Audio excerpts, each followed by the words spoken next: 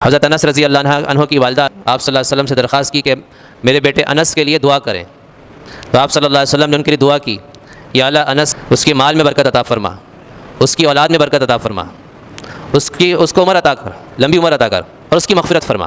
اور آپ صلی اللہ علیہ وسلم کی دعا جس کے ہوتی تھی وہ تو یقیناً قبول ہوتی تھی۔ ایسے بہت سارے واقعات ہیں۔ حضرت انس رضی اللہ عنہ فرماتے ہیں کہ جب اللہ کے نبی نے میرے لیے دعا کی تو میں نے 3 دعائیں تو اپنی آنکھوں سے قبولیت ہوتے دیکھی۔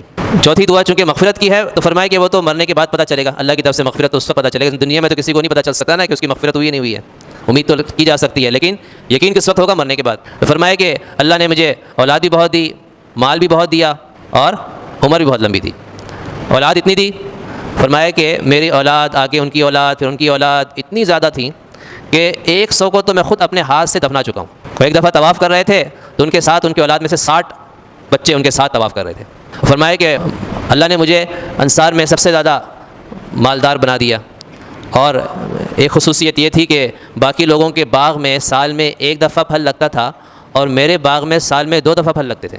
اور فرمایا کہ ان کے باغ میں ایک پھول تھا، اس پھول میں سے مشک کی خوشبو آتی تھی، حالانکہ مشک تو پھول میں سے نہیں ہوتا، وہ تو ہرن کے نافے میں سے نکلتا ہے۔ اور عمر اتنی دی اللہ تعالیٰ نے کہ 95 سال کی عمر میں ان کا انتقال ہوا۔ غالباً مدینہ منورہ میں سب سے آخر میں صحابہ میں ان کا انتقال ہوا ہے۔